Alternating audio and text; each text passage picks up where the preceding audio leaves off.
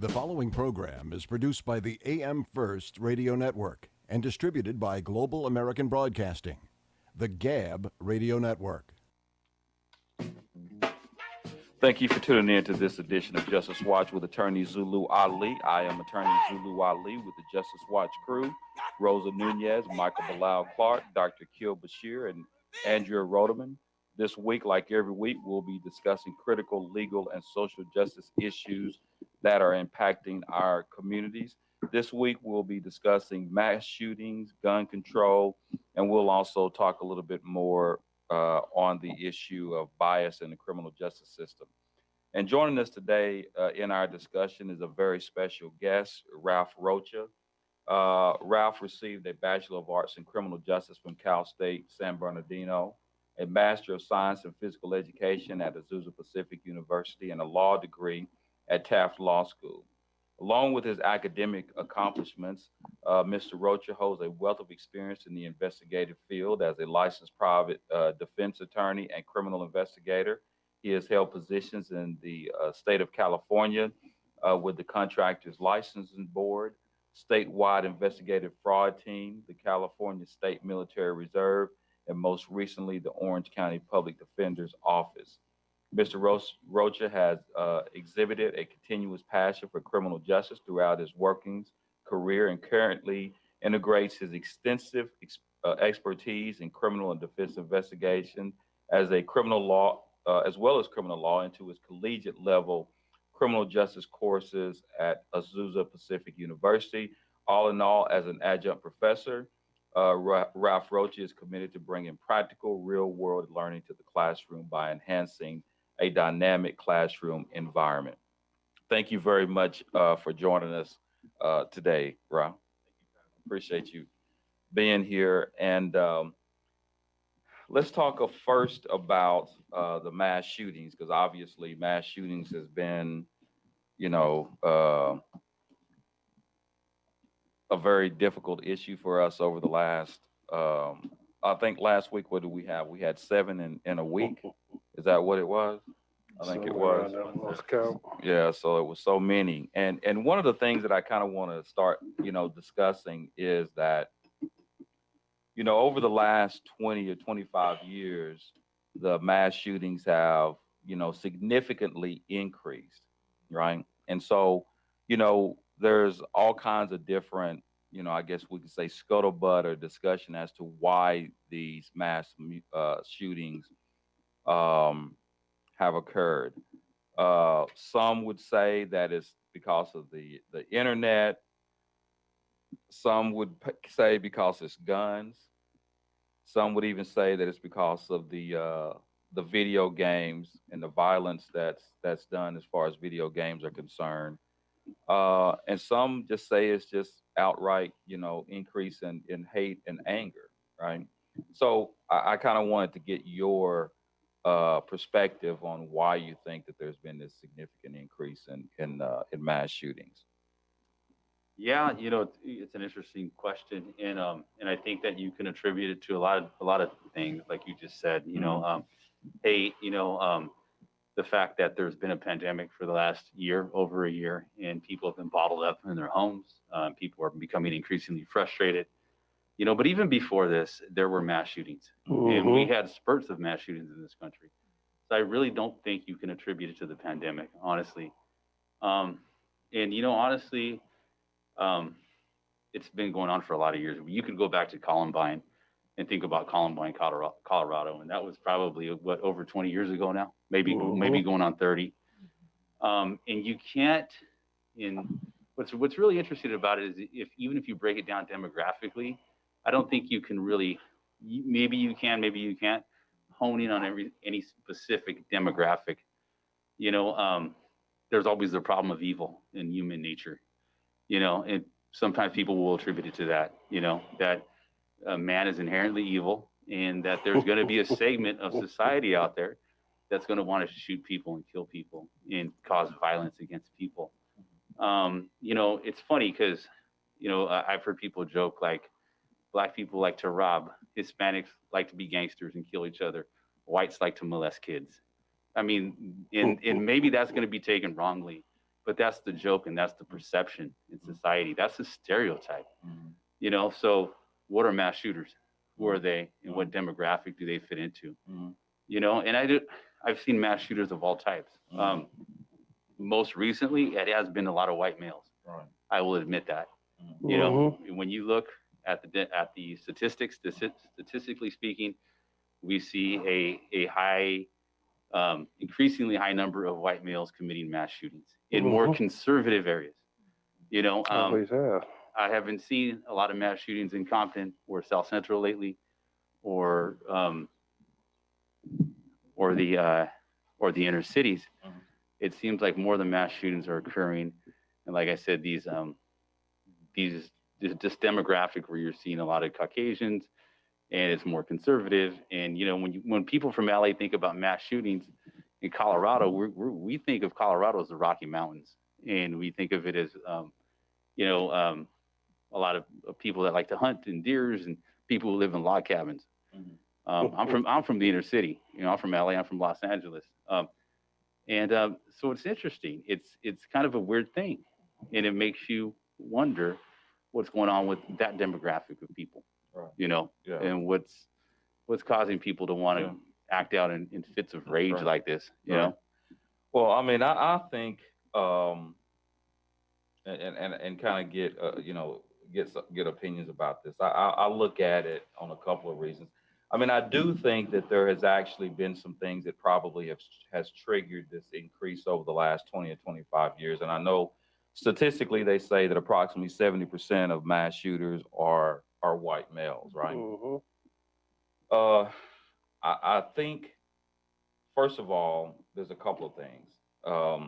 And I use two words come to mind when I think of mass shootings and why there's an increase. One is cope and hope.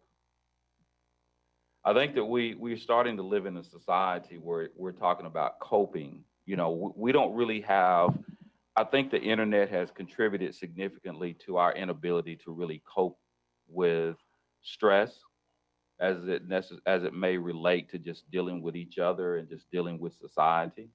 I think that we live in a very, everything is urgent, and everything that we need it right away. And so when you're growing, let me give you an example. If I said, hey, I'm going to send you something in 3 days, right? Everybody in here would look at me like I'm crazy. It's like, okay, why would it take you 3 days to send me something? I mean, we live in a society where you get things instantly, instant gratification. You know, we're not built for, patience. We're not built for how to dialogue with people, how to just deal with life in general, because oftentimes dealing with life is a matter of practice, right? And so let me give you an example. When I was 12 years old, 13 years old, how many friends do you think I had? I mean, maybe in my class, right? But 12 and 13 years old, if you look at Instagram, you look at social media, and we talked about this the other day, they got like 2,000 friends, 3,000 friends. And so, but they're not really friends. They're friends on social media. So everything that you're living, you're living your life out on the internet. You're living your life out in social media. And there's this disconnect. When you take your kids out to dinner, they're always on their cell phones.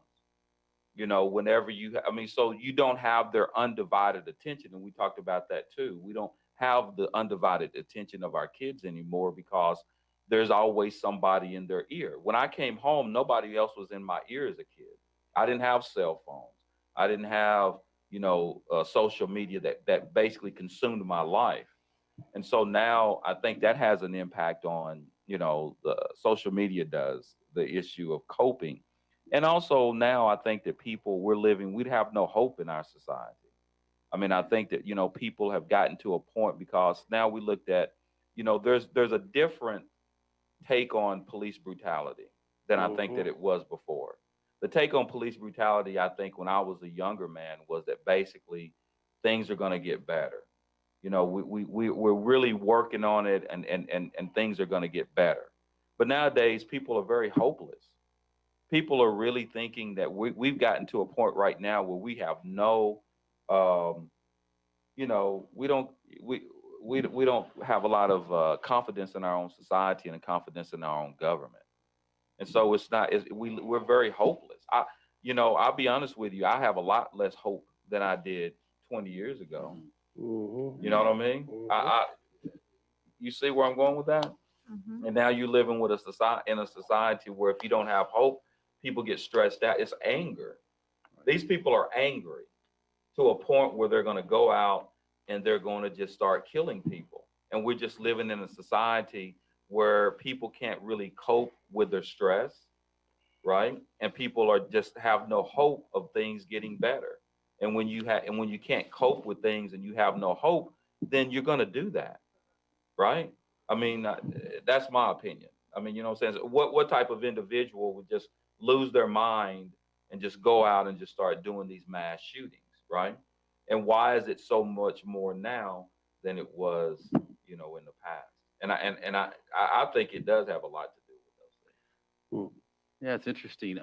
I remember when I was about 18 years old, I took a criminal justice class. It was my first criminal justice course. I was at a community college. Hey, don't lose that thought, because we're actually really getting. Would have no idea where to start? Or have you been hosting a podcast for a while and want to take it to the next level? If so, you need the Gab Radio Network. To host a show on the Gab Radio Network, all you need is your voice, and we'll handle the rest. From technical engineering to full-service audio production and much more. Every show on the Gab Radio Network can be heard on our station on the TuneIn Radio app. Plus, we put all of our shows on our satellite, which is accessed by over 5,500 stations. And here's the best part. You can host from anywhere you want. There are many means to connect to the Gab Radio Network remotely, and our staff of highly trained engineers and producers will make you sound like you're right here in studio. So, if you want to be on the Gab Radio Network, the same network that hosts the Small Business Advocate, Radio MD, and the Federalist, send an email right now to sales@gabradionetwork.com. That's sales@gabradionetwork.com.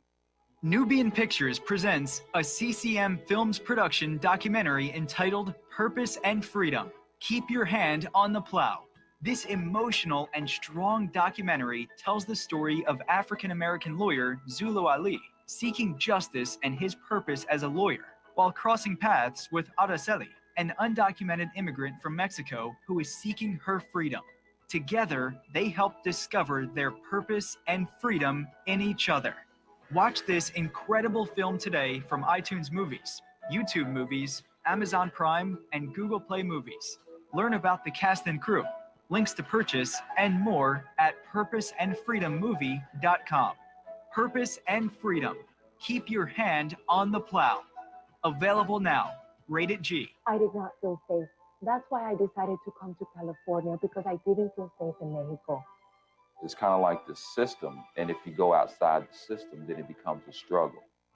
Are you an immigrant seeking defense representation and are looking to protect your rights? Or maybe someone who is experiencing an injustice or discrimination and need a lawyer you can trust? Well, that's exactly why you need the help of award-winning trial lawyer Zulu Ali. The law offices of Zulu Ali provides immigration defense representation for those seeking justice and looking to protect their rights. If you or a loved one needs professional legal advice and representation, then contact Zulu Ali. Zulu Ali's firm focuses on criminal law, family law, civil and personal injury, and international law. Zulu Ali is a former police officer and U.S. Marine, so you know you're in good hands. Serving all of California and immigration cases nationwide, representing victims and suspects at the International Criminal Court at The Hague. Call Zulu Ali today at 888-682-3049 or visit ZuluAliLaw.com.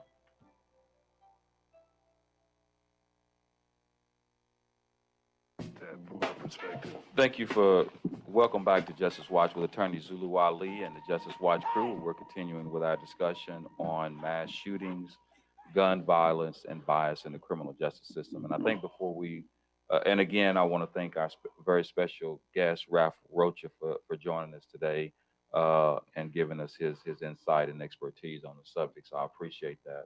I know right before we went to the break, you were going to you had a thought you wanted to. Yeah, can you hear me? Yeah, Okay, yeah. No, I was just going to say, I remember this was 20, 25 years ago, but, one of our criminal justice professors said, society has been degrading in the last, 20, 30 years. We've seen the degradation of society. And I'm thinking, well, if that was 20 years ago, 25 years ago, and people had already seen the degradation of society over the last 20, 30 years, it's only gotten worse. And what's interesting is technology has been enhanced. We have the greatest technology in this country, in this world, than we've ever had. We have more technological advancements than we've ever had in human history. We have things that our grandparents would have only dreamed about, things like the internet and cell phones and TVs. But this hasn't made us better. It's seemingly made us worse, which is an interesting thought. So what you're saying is you think that technology has actually been a curse and not necessarily something positive for us? Yeah, I think it's been a double-edged sword. On the one hand, I remember when I was growing up in LA, the gangs were very prolific and everybody was out in the street. I mean, we grew up in the kind of culture where people rode their bikes around the block and played baseball in the streets, and gangsters roamed down the streets, and you would see people and they were active. Nowadays, you don't see anybody in the streets, in a lot of neighborhoods where you would see that before. In my neighborhood, you see 20, 30 gang members walking down the street, guys ratting the walls, people, and everybody's inside their house tucked away on social media. They're on Instagram and YouTube and the internet. So I think in one way, it sort of solved that one issue, but in another way, now people are confined, they're isolated.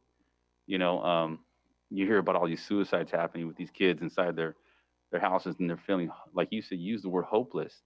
And it's funny because you scroll through Instagram, you scroll through Facebook, you're looking for answers in the internet. I think people are looking for happiness. Every time you get a like in your on your Instagram feed or Facebook, it releases dopamine. That's your true. Mind, it's like a drug. That is very true. That is very, very true. That's very true. People live their life out on that's how we live our life. On social media, because oftentimes what we do, a lot of value. I mean, even the postings that people do amaze me. You know what I'm saying? It's for example, never mind.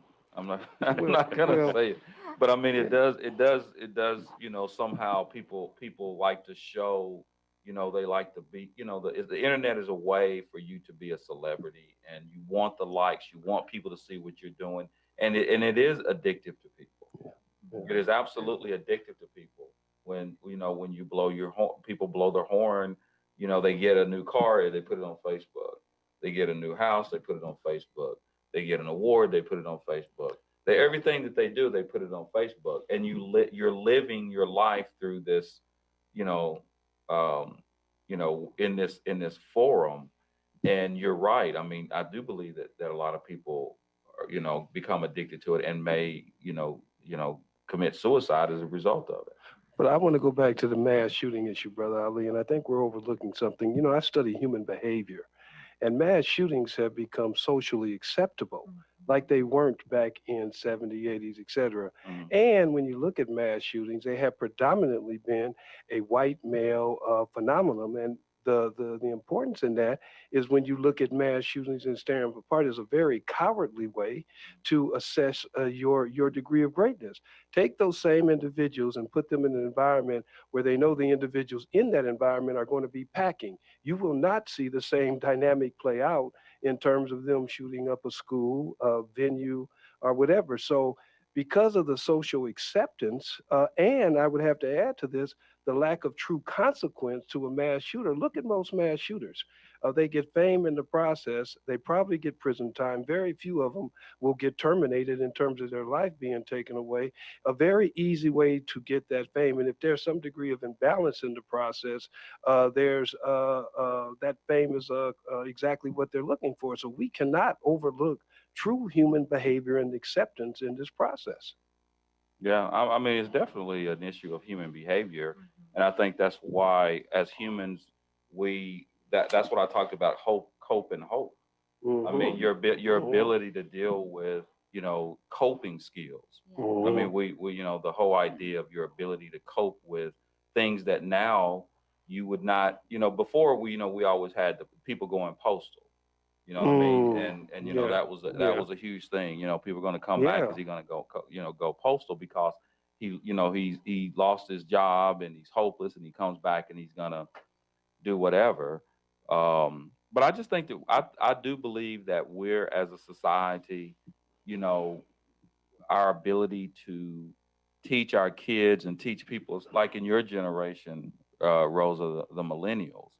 I mean, they can't handle stress the same way that the prior generations handle stress, and I think a lot of it has to do with, you know, and I think that it does have to do with how we live, you know, socially. I mean, we don't, you know, for example, like I told you, you know, the way I interacted with people had to do just clearly with my family.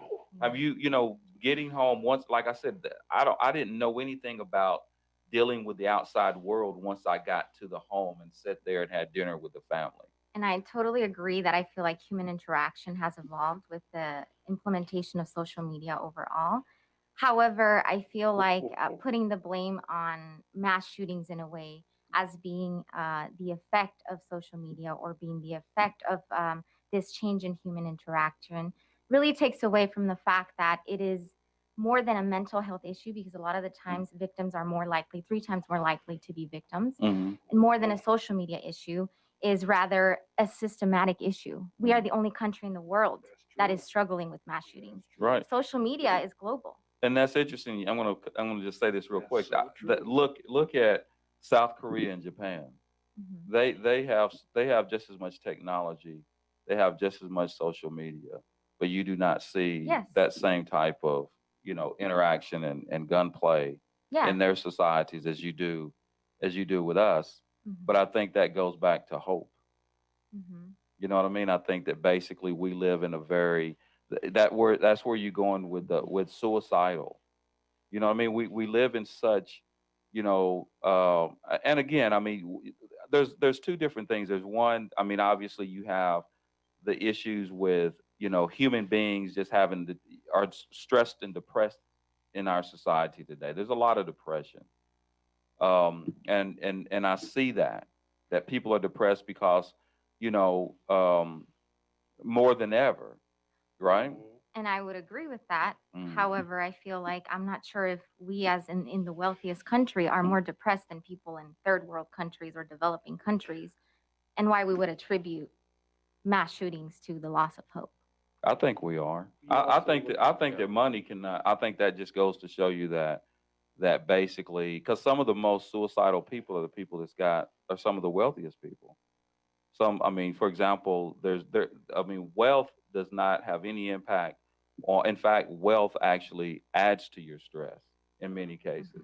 Some people, they go from homeless and then they become millionaires, and they'll lose their mind out in the street, you know, shooting guns and committing suicide. You know, so you know, I think that it does say a lot about the hopelessness. And you talk about systematic. I think our system and the way in which, you know, because, you know, the way we treat each other as humans. And what happens is that basically, for example, like, let's just use the issue of an African American, that basically his wealth does not change the way in which he's going to be treated in this society. You know what I mean? Regardless of what industry he is in. And so sometimes I think that maybe but that's a very, very, very good point on both of those issues. But at any rate, please do not touch that dial. We'll continue with Justice Watch on the other side of the break. I'm mad. Got to get back. Need some get back. There's a new nationally syndicated radio program that's sweeping the nation, and you don't want to miss it. Justice Watch with attorney Zulu Ali, the voice of justice for the people. The focus of Justice Watch is to provide an honest analysis and viable solutions to the criminal and social justice crisis in America and the world from a Black, brown, working class, and socially disadvantaged perspective, and to motivate listeners to be informed and part of the solution. Zulu Ali is joined by the Justice Crew, consisting of Rosa Nunez, Michael Clark, Dr. Akil Bashir, and Charito Ali to tackle the most pressing issues. Host Attorney Zulu Ali is a former police officer, U.S. Marine Corps veteran, and an award-winning trial lawyer who focuses on representing persons accused of crimes, immigrants, victims of discrimination, and persons seeking civil justice. Find out how to listen to Justice Watch with Attorney Zulu Ali at justicewatchradio.com. Nubian Pictures presents a CCM Films production documentary entitled Purpose and Freedom. Keep Your Hand on the Plow. This emotional and strong documentary tells the story of African-American lawyer Zulu Ali seeking justice and his purpose as a lawyer while crossing paths with Araceli, an undocumented immigrant from Mexico who is seeking her freedom. Together, they help discover their purpose and freedom in each other. Watch this incredible film today from iTunes Movies, YouTube Movies, Amazon Prime, and Google Play Movies. Learn about the cast and crew, links to purchase, and more at purposeandfreedommovie.com. Purpose and Freedom. Keep your hand on the plow. Available now. Rated G. I did not feel safe. That's why I decided to come to California, because I didn't feel safe in Mexico. It's kind of like the system, and if you go outside the system, then it becomes a struggle. Are you an immigrant seeking defense representation and are looking to protect your rights? Or maybe someone who is experiencing an injustice or discrimination and need a lawyer you can trust? Well, that's exactly why you need the help of award-winning trial lawyer Zulu Ali.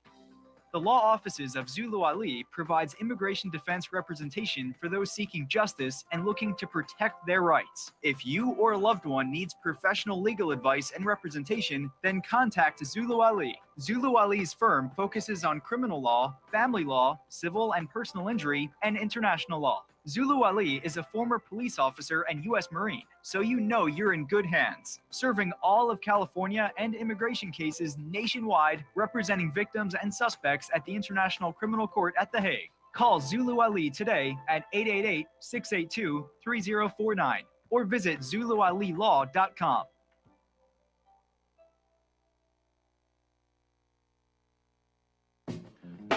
Welcome back to Justice Watch with Attorney Zulu Ali and the Justice Watch crew and our very special guest, Mr. Ralph Rocha, joining in our discussion on mass shootings, gun control, and bias in the criminal justice system.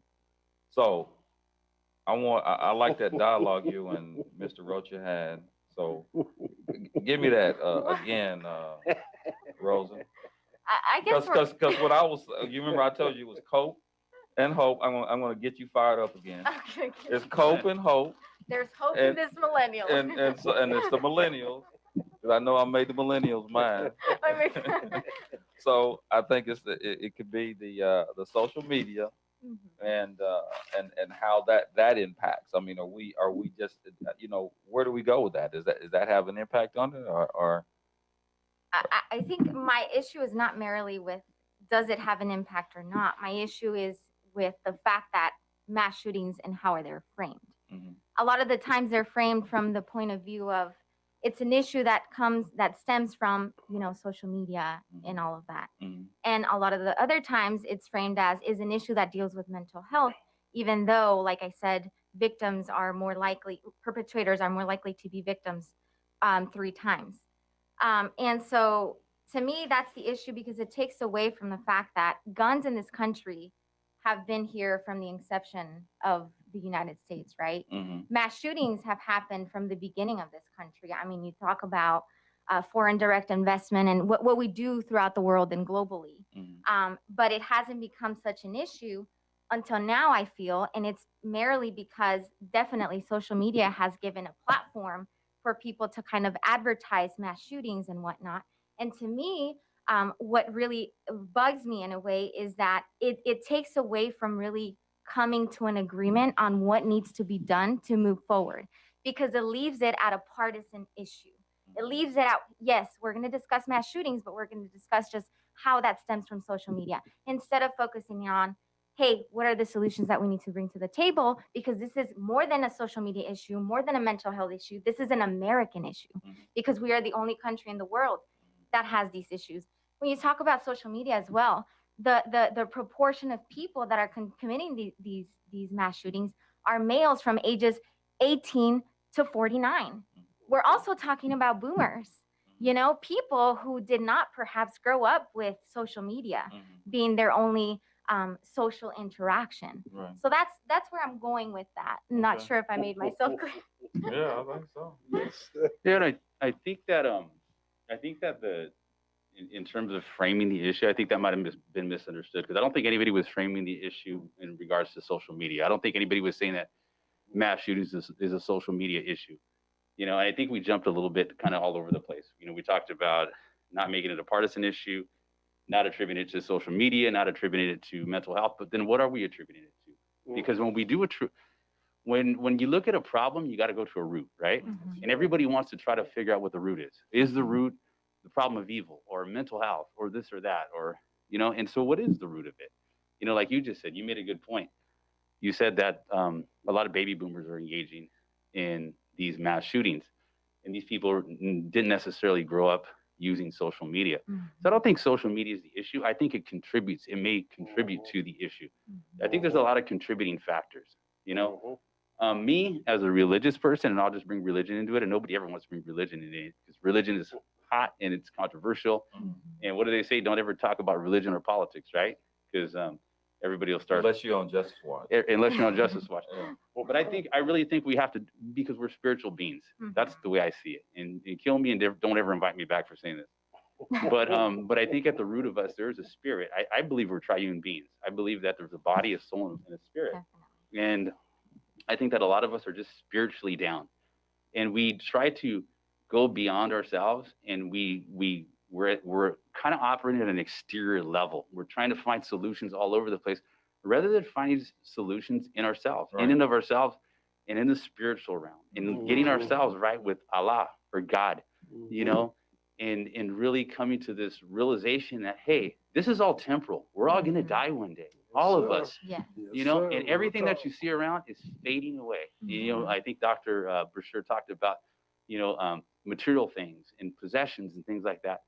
And so many people are focused on these things. So whether it's social media, whether it's material possessions, whether it's behavioralism, whatever, I really think it comes down to us as individuals of the spirit. And Mr. Ali made a good point the other day when we were talking in his office, and he said, you know, rather than just going to politicians or rather than going to the outside, you know, I think the Black Panthers had a saying, but it was power by the people, right? The people, All power to the people. Our power to the people, and power came from the people. Wherever there's people, there's power. Right, and power comes from the inside, and I think we have to kind of start to hone in on that. You know, I think that's the important thing. Rather than attributing it to this or this, why don't we start to look inside ourselves and our own spirits? That is, I mean, I think that's where that's I mean, hope. I mean, spirituality allows you to both know how to cope and have hope. And I think that whenever you're in a situation where you basically are bankrupt in that aspect of it, and the one thing that social media can do is it can contribute to putting you in a situation where you sometimes maybe not, you know, relate to that spiritual aspect of it, you know, when you're dealing with it. You know what I mean? So, you know, and when we talked about people in your ear, you know, I'm glad you brought it up, and I don't want to make a religious show.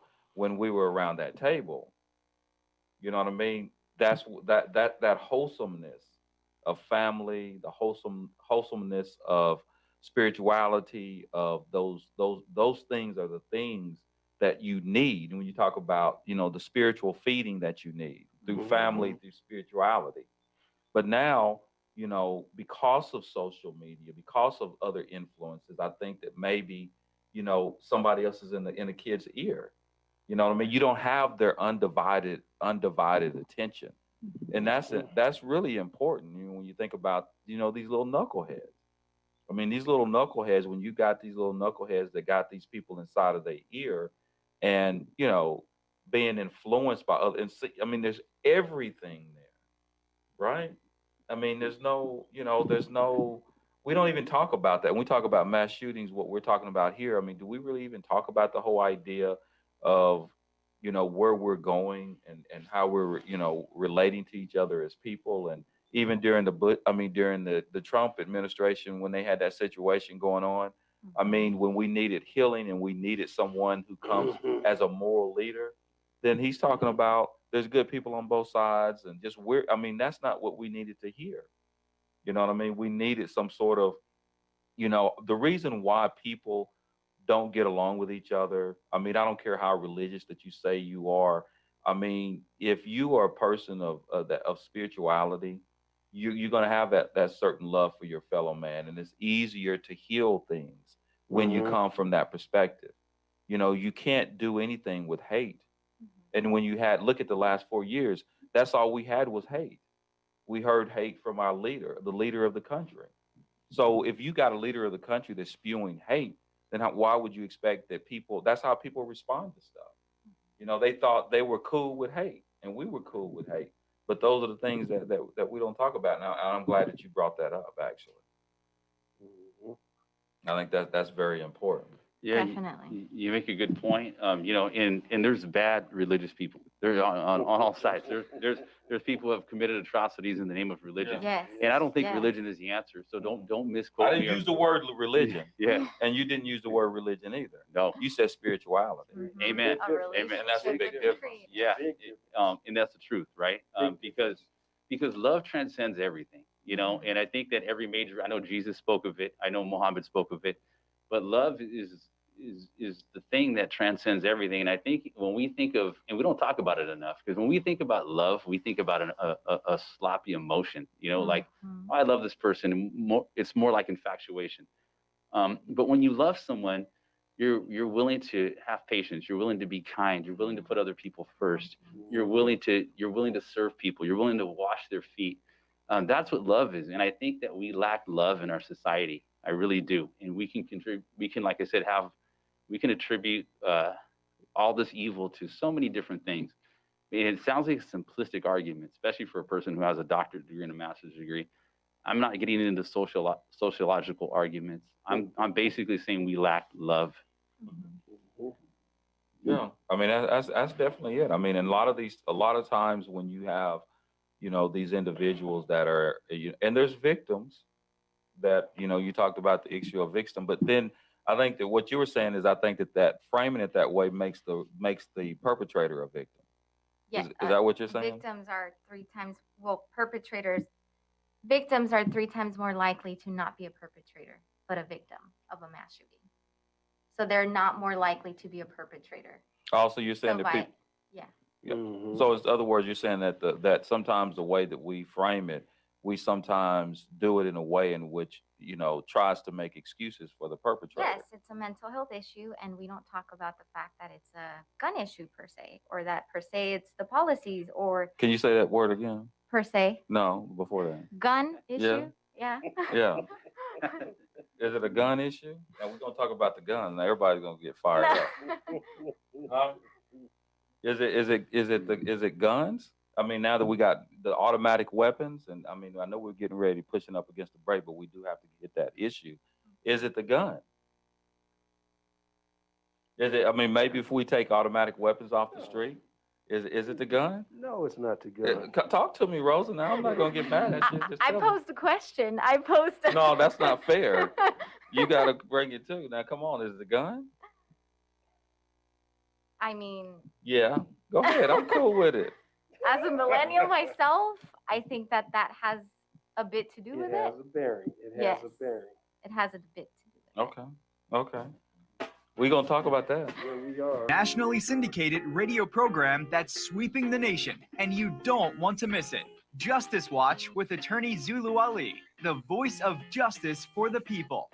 The focus of Justice Watch is to provide an honest analysis and viable solutions to the criminal and social justice crisis in America and the world from a Black, brown, working class, and socially disadvantaged perspective, and to motivate listeners to be informed and part of the solution. Zulu Ali is joined by the Justice Crew, consisting of Rosa Nunez, Michael Clark, Dr. Akil Bashir, and Charito Ali to tackle the most pressing issues. Host Attorney Zulu Ali is a former police officer, U.S. Marine Corps veteran, and an award-winning trial lawyer who focuses on representing persons accused of crimes, immigrants, victims of discrimination, and persons seeking civil justice. Find out how to listen to Justice Watch with Attorney Zulu Ali at justicewatchradio.com. Nubian Pictures presents a CCM Films production documentary entitled Purpose and Freedom. Keep Your Hand on the Plow. This emotional and strong documentary tells the story of African-American lawyer Zulu Ali seeking justice and his purpose as a lawyer while crossing paths with Araceli, an undocumented immigrant from Mexico who is seeking her freedom. Together, they help discover their purpose and freedom in each other. Watch this incredible film today from iTunes Movies, YouTube Movies, Amazon Prime, and Google Play Movies. Learn about the cast and crew, links to purchase, and more at purposeandfreedommovie.com. Purpose and Freedom. Keep your hand on the plow. Available now. Rated G. I did not feel safe. That's why I decided to come to California, because I didn't feel safe in Mexico. It's kind of like the system, and if you go outside the system, then it becomes a struggle. Are you an immigrant seeking defense representation and are looking to protect your rights? Or maybe someone who is experiencing an injustice or discrimination and need a lawyer you can trust? Well, that's exactly why you need the help of award-winning trial lawyer Zulu Ali.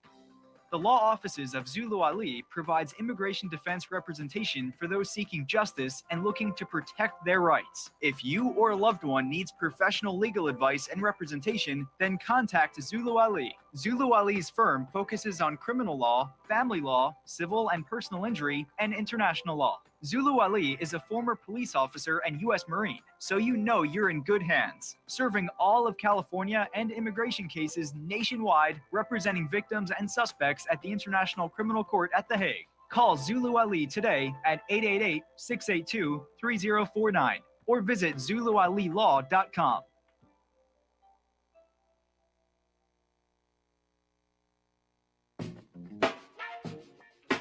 Welcome back to Justice Watch with Attorney Zulu Ali and the Justice Watch crew and our very special guest, Ralph Rocha, in our discussion on mass shootings, gun control.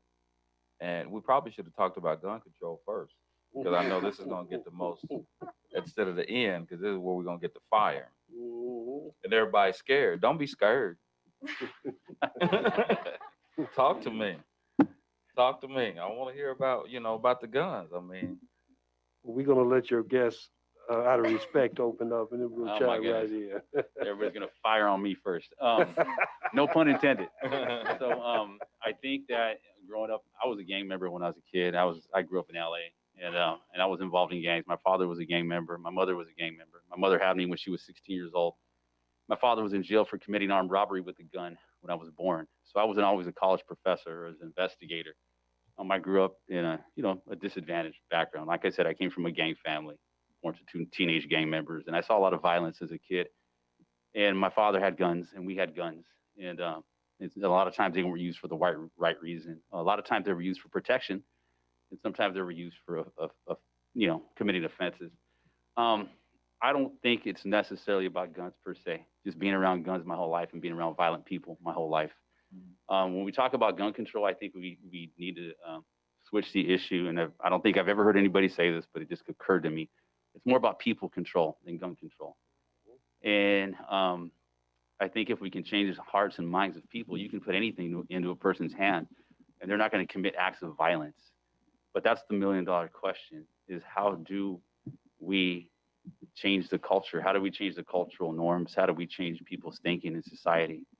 I live out in the San Gabriel Valley in LA County, and a guy just went on a rampage at a park the other day and stabbed a lady down the street from my house and her dog for no apparent reason. He was just randomly attacking people.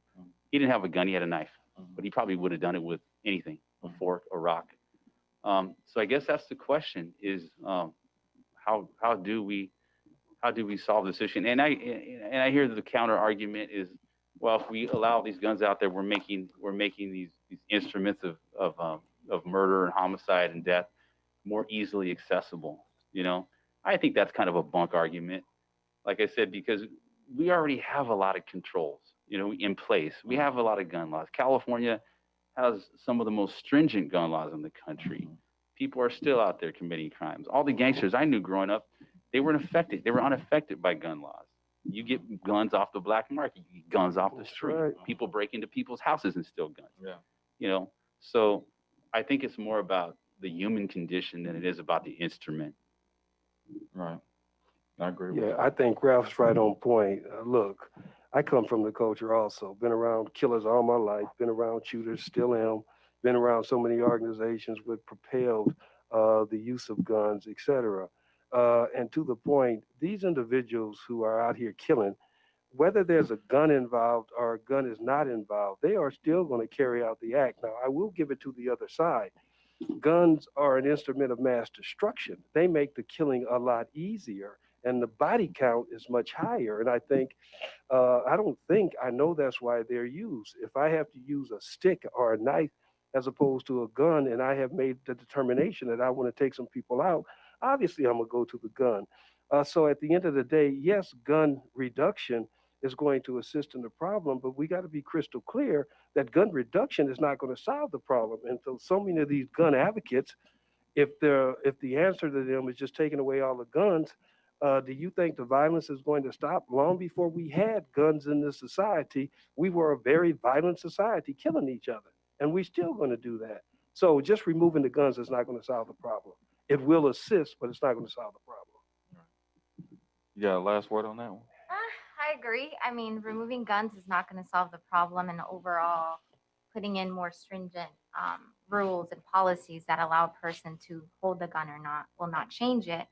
I think, in a way, it's also, like I said, a deterrent from the real issue.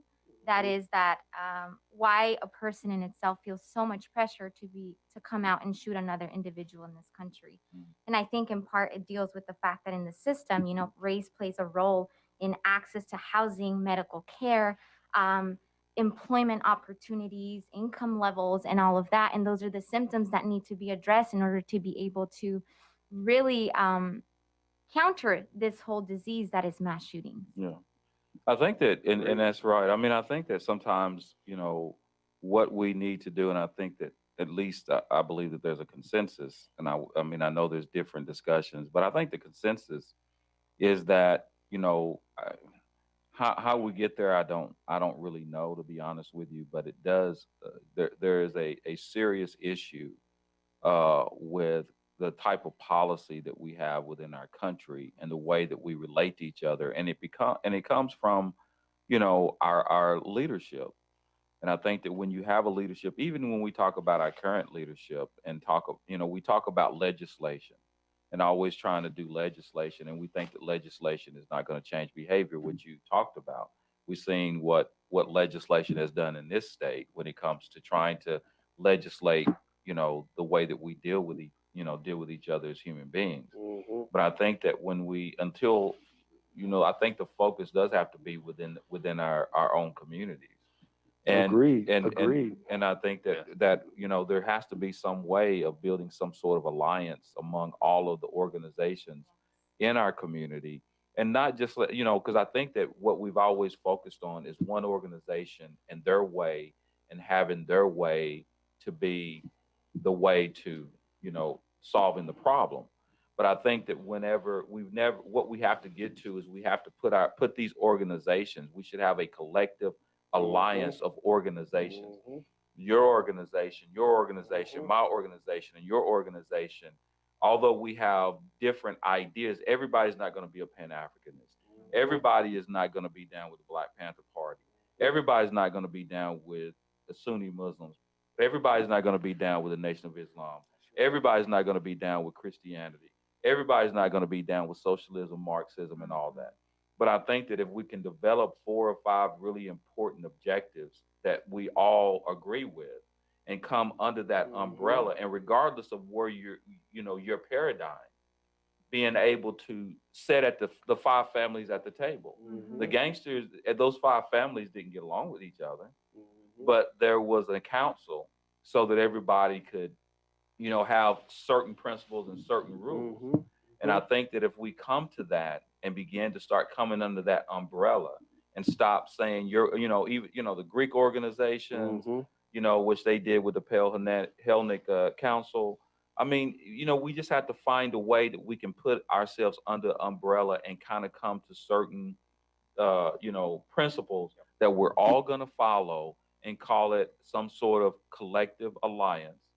Black, brown, it can be more than that.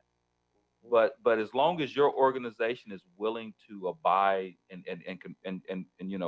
at least focus on these 4 or 5 principles, and that we can come together and we can move in unison, then I think that we're going to start trying to, because the government's not going to do it for us. Right. And we're going to have to do it for ourselves. And I think that that's one of the things that we have to start looking at in building that type of alliance.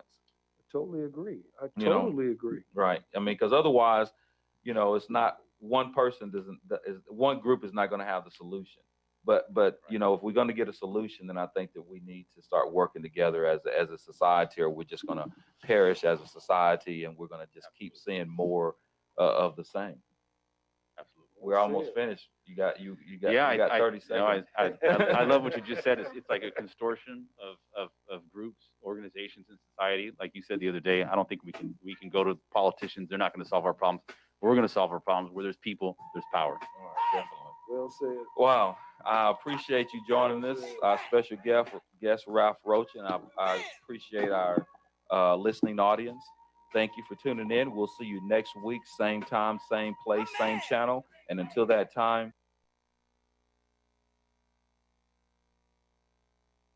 There's a new nationally syndicated radio program that's sweeping the nation, and you don't want to miss it. Justice Watch with attorney Zulu Ali, the voice of justice for the people.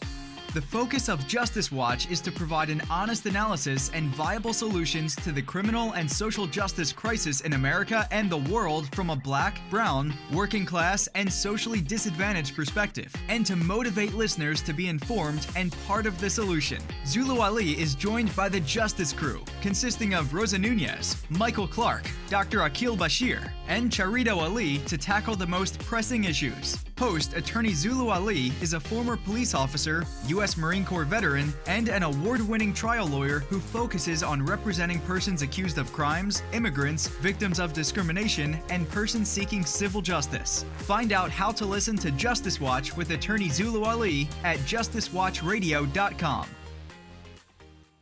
KCAA Loma Linda, 1050 AM, 106.5 FM, and now 102.3 FM.